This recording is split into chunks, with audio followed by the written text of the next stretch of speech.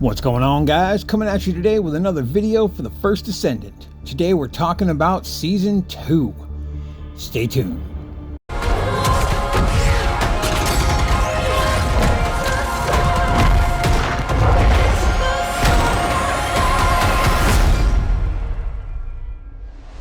Okay, so Season 2, titled Void Chaser, will feature many new elements as well as improvements. 2 new Descendants, a new Ultimate Descendant, 2 new Ultimate Weapons, the Christmas event, and much more. Let's get into this. Season 2 will feature a new story that runs parallel to the main story. It involves a mysterious signal found in the Void Abyss while tracking down an Ironheart. Various wreckages of Vulgus ships are discovered, as well as numerous unidentified objects. HQ dubs these Void Vessels and creates a specialized exploration unit to investigate them. This unit is called Hound. The Void Vessel that Hound discovers isn't just wreckage this time though. There they find genetic engineering technology far more advanced than either the humans or the Vulgus currently have, and even the remains of a Colossus being studied. You have to stop the Vulgus and secure the data to unravel the secrets of this Void Vessel. The devs stated that Season 2's story wasn't directly part of the main story, but it does contain things that will become part of the main story going forward. When the story begins, you'll meet your Hound contacts, Keelan and Inus. Which brings us to the new Descendants. Keelan is a toxic Descendant. He is assigned to Hound, a search unit deployed in Void operations. They are a specialized unit tasked with searching and, if necessary, seizing control of spaces found within the Void. Keelan has toxic abilities that can be used while airborne and can pierce enemies with his dash skill. Here you can see some gameplay. And even though he's toxic, as you can see, he seems to be a purple and teal color instead of green like Freyna, which is nice.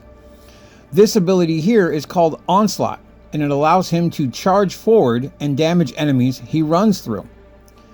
It can also be used while in the air, so it's pretty good as a movement ability as well. Onslaught inflicts acidic decay on the enemy that he pierces and to nearby enemies. It stacks, and the more stacks you have, the more damage his abilities will do. He's very much an ability descendant and relies heavily on the Onslaught ability, which makes him perfect for the new content Void Vessels and their skill-only damage shields. More on that a bit later. The other new Descendant is Inus. She works with Keelan and is an electric Descendant who specializes in AoE combat. We have no information or gameplay about her yet. All that we know is that she will play an important role in Season 2 and will make her debut as an NPC at the start of Season 2, but she won't be playable until the Week 7 update sometime in January. This brings us to the new Descendant story and Ultimate, which is Sharon. As we saw at the end of Freyna's story, Sharon is very cold-blooded. She cannot survive without her prosthetic body, and she's filled with rage against the ones who made her that way. She's constantly battling within herself to not only find, but also cling on to what remains of her humanity. In Season 2, we'll be able to explore this further in Sharon's Descendant story. The ultimate version of Sharon is coming this season, and she will come with 2 brand new transmods. Area Suppression, which enhances Sharon's AoE abilities by throwing her short swords 360 degrees around her in a circle. Critical hits reduce its cooldown also, so it sounds like Sharon is finally getting a mobbing build. That's nice. The second transmod is called Ambushed. This one increases the effectiveness of her stealth, increases movement speed, and reduces the cooldown of skills used while in stealth. Plus, if you kill an enemy while stealth, it automatically re-triggers the stealth. So basically we have a mechanic that allows for an almost infinite stealth loop. It also converts shock nuts into an offensive ability. Sharon's stealth has also been reworked so it no longer triggers traps, such as those found in infiltration operations, as well as helping you avoid the enemy scout drones found in the new Void Vessels content. Speaking of the Void Vessels content, this brings us to the new Mega Dungeons. So a vessel of the ancestors stranded in the Void, which players have to enter to investigate. As I mentioned before, these were dubbed Void Vessels by HQ. These are dynamic dungeons that change each time you play, so your experience differs with each run. The dungeon is also where you acquire Keelan and his canine pal. It is filled with many monsters, just like the 400% dungeons, but there are also drones that watch for intruders as part of the vessel's defense. Being detected by a drone will summon even more monsters, so you need to avoid or disarm them as you progress.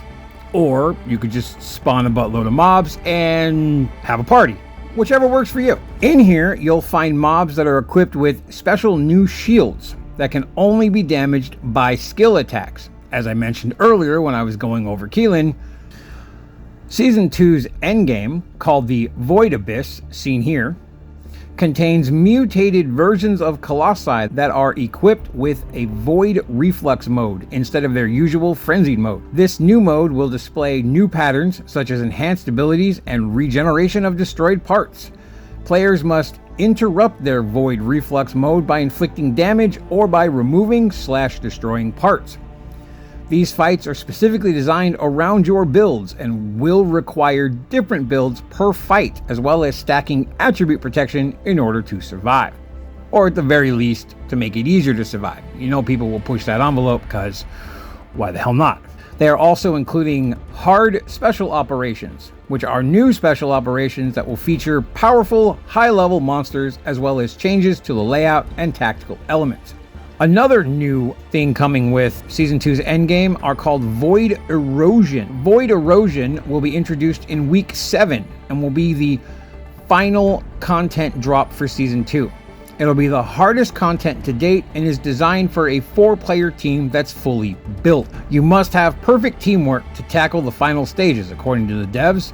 You'll fight fierce battles against powerful Vulgus and named bosses on Ingress where the Void Erosion has occurred. The difficulty gradually increases with each stage, as well as the increasing rewards. As of right now, there will be 30 stages, but they said that may change depending on how testing goes. Here, you'll gain resources for a brand new upgrade system called the Weapon Core Unlocking. Weapon Core Unlocking, which will also be introduced in the Week 7 update. This system further maximizes the performance of your weapons. You can further refine your weapons to make them more powerful in the direction you want using this system. Each weapon will have 5 unique core slots, and you can farm for specifically shaped cores for each slot. These cores are obtained via the Void Erosion I mentioned before. And this will also allow you to customize your own tactical builds for your weapons. It sounds pretty damn cool to me. I'm curious to see how it's going to play out. So earlier I mentioned Keelan's canine pal. He is part of the new Fellows system, which allows you to recruit pets. Fellows are companions that will help with item farming, as in they'll grab your loot items for you as you run through the content, which is pretty damn awesome. They'll also slightly increase the drop rate of modules. You can interact with them in various ways, such as petting them, shaking hands, and even high fives. Fellows can be customized just like your Descendants themselves. You can customize their fur, body skin, torso attachments, and head attachments in a variety of different looks and styles. The new ultimate weapons for Season 2 are as follows. First up is the Voltea, which is a beam rifle. You can get up to 3 of these within the battle pass. It channels Bunny's electrical current discharge and chains it from enemy to enemy. So basically, chain lightning, which sounds pretty damn awesome.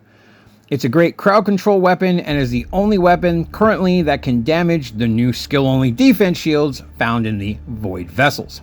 The second ultimate weapon is a shotgun called the Hammer and Anvil that you can see on the screen now. Note that what you're seeing on the screen is a weapon and its skin, not 2 weapons. The reason it's called the Hammer and Anvil is because it has 2 different firing modes. Hammer mode is used for hip firing, where it will fire a wide burst of shots like any normal shotgun. However, once you aim with it, it'll switch into Anvil mode, where it'll fire projectiles one at a time, which explode and send buckshot flying. Hitting enemies with this weapon slows down their movement. Note that the skin will be available for free via the Season 2 Battle Pass. Season 2 is adding a bunch of quality of life changes as well. They're adding in an auto dismantle feature based on your filter settings to help with inventory management. They're adding in new ultimate weapon changes. So as we all know, ultimate weapons have a penalty on their ultimate ability that you need to upgrade said ability in order to remove. Supposedly in Season 2, this penalty is being removed completely. So now I don't really know what the point of farming additional weapons and upgrading the ability is. I guess you'll find out when the rest of us do. Anyways, moving on. They have a new system called Target Rewards. Basically, they're putting in this new system to help with farming. So basically you set the reward you want and then you run said mission. Each time you complete that mission, it raises a bar. Once that bar reaches 100%, you automatically get the item you selected. Since RNG is completely random, each player's experience will vary wildly. One player might get the drop the first time or the 5th time, while another player still hasn't gotten the same item after 100 runs. So if RNGesus isn't on your side that day and you're farming for a particular item, this will reduce the strain somewhat. You'll get the item after 10 to 20 runs instead of 100 plus runs, for example.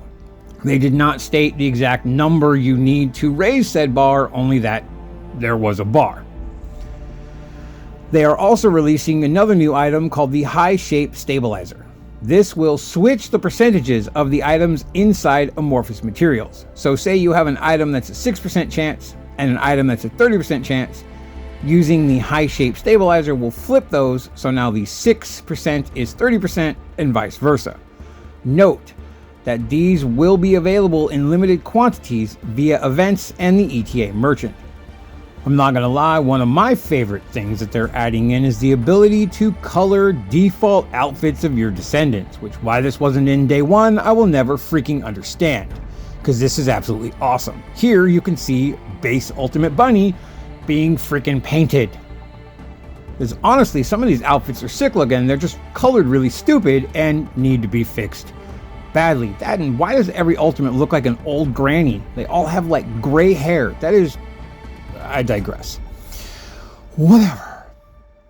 Items previously found in bundles are now going to be re-released separately for you to purchase as well, including the secondary outfits that come only in the Ultimate Descendant bundles, as seen on the screen. Also, all common use outfits such as the Twisted Warship or the Gentleman outfit are now all buy one get for all. So if you bought the Twisted Warship for Haley, for example, you can now also use it on anyone else that can wear it, such as Bunny or Valby, instead of having to buy it 3 freaking times. Yay! The Christmas event is coming in December, a Lunar New Year event is coming in January, and a Valentine's Day event will be coming in February, as well as something they're calling the Hot Spring event, or specifically the Winter Hot Spring event. So stay tuned for that, I guess. Also, they said that the Academy and Maid outfits are coming for Sharon and Haley sometime in Season 2. Season 2 is scheduled to drop on December 5th, so you will have some time to prepare. And that's it for this video, guys. Stay tuned to the channel for more First Descendant content. As always, thank you for watching, and I'll catch you next time. Later.